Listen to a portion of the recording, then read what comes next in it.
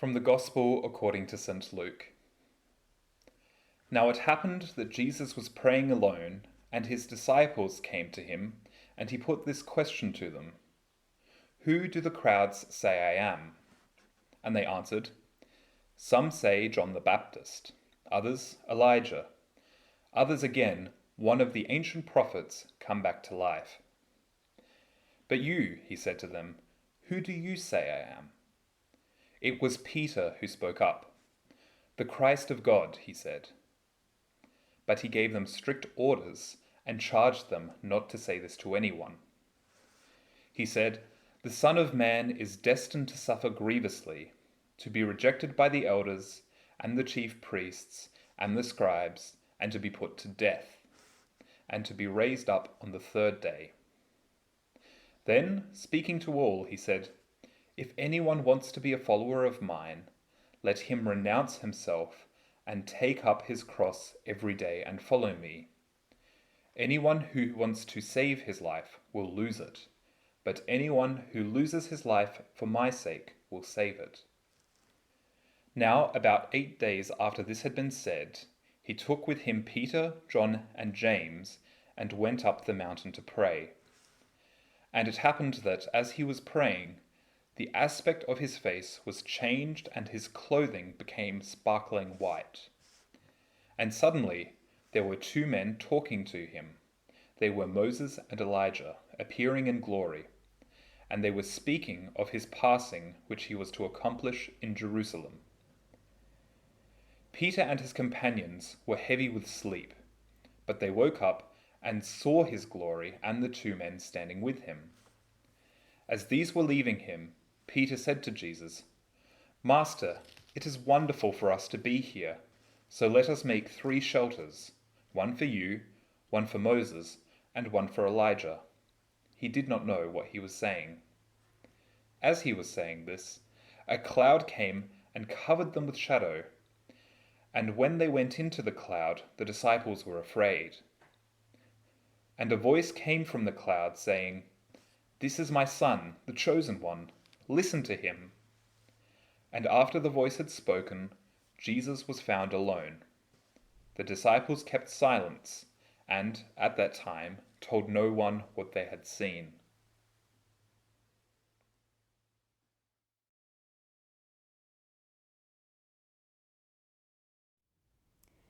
Jesus withdraws to be alone with his disciples to pray. Through what Jesus is experiencing and in what he is saying to his disciples, we feel that this is a quite serious, important moment. First of all, Jesus asks his disciples a rather broad question: "Who do the crowds say I am?" And then a much more personal and profound question: "But you, who do you say I am?" This is no longer about the opinion of people in general. It is not a question of repeating a ready-made answer, but of being touched personally. Through following Jesus for some time, what have they been able to perceive of his person? And Peter replies, "You are the Christ." This word expresses a great expectation and hope. Hope present in the heart of every human being. Hope for a humanity founded on love, justice, and peace. And Peter expresses that Jesus himself is the answer to this expectation, and that in him God comes to meet us. Today we can hear this question, one that Jesus also asks each of us wherever we are on our journey with him. We can let Jesus' question resonate in us. For you, who am I? How can I enter? How have I already entered into your personal history, your human reality, your expectations, your heart? This Holy Week is perhaps a privileged time to allow the Word of God to resonate in us, to contemplate Jesus, to let ourselves be touched in a personal way, and therefore to discover more about who Jesus is for us and to express it to Him. Following this, Jesus, for the first time, speaks to His disciples about His passion, death, and resurrection. It is as if Jesus is saying to His disciples, yes, you are right to say that I am the Christ, the Messiah, but not a powerful and glorious Messiah in a human manner, as you might imagine. Jesus comes so that every person, without exception, can discover God's unconditional goodness and love. And Jesus knows that by the choices He makes, in accordance with this, by His actions and words, He disturbs and scandalizes, and that the religious leaders seek to silence Him. Of course, Jesus does not seek death, but He knows that on that path, He risks being confronted with suffering, rejection, hostility, and that He risks paying with His own life for the love He offers. He is ready to not preserve His life at any price, but to surrender Himself, to lose His life by giving it freely. Life is full life only through giving oneself. Jesus says that to lose one's life is to save it. For when we consent to give our life out of love, then we receive it from God as life that is no longer in our measure, but in God's measure. Jesus is aware that His disciples are still struggling to understand this, that they are struggling to accept that this will result in Jesus' suffering and dying.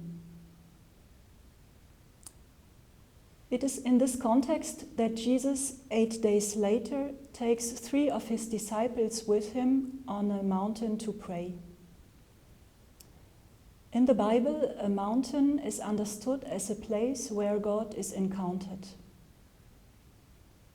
So Jesus goes to meet God with His disciples. He wishes to share with them who He is, His relationship with the Father. And this is not only for them. He wishes to share this with each one of us, to also introduce us into this heart-to-heart relationship with God. We can ask God to help us open our hearts to God's presence. And we can remember moments in our lives where we have already had a mountain experience, an experience of encountering God, and when our heart was touched. We can remember the people with whom we may have shared that experience.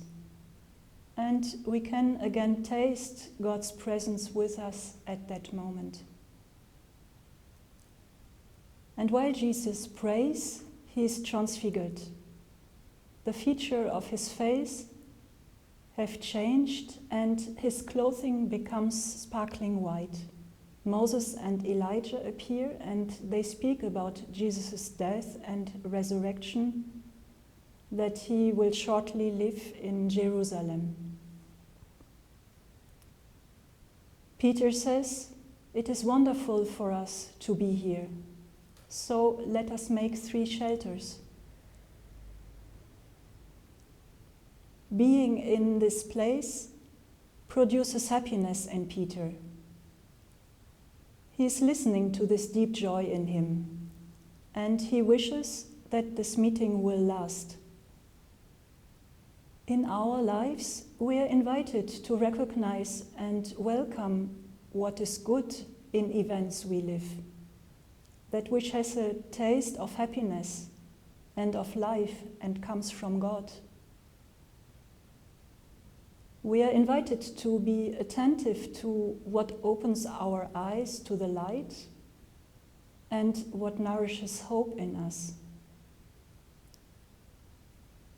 Experiences are rarely as vivid as this transfiguration.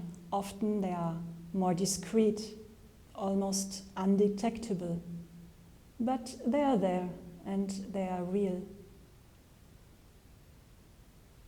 Then a cloud comes and covers the disciples with a shadow.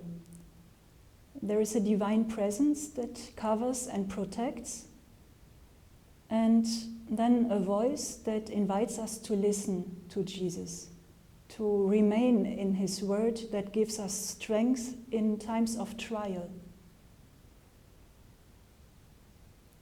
For when the disciples come down from the mountain, the experience of the transfiguration will not spare them the painful experience of the passion and death of Jesus.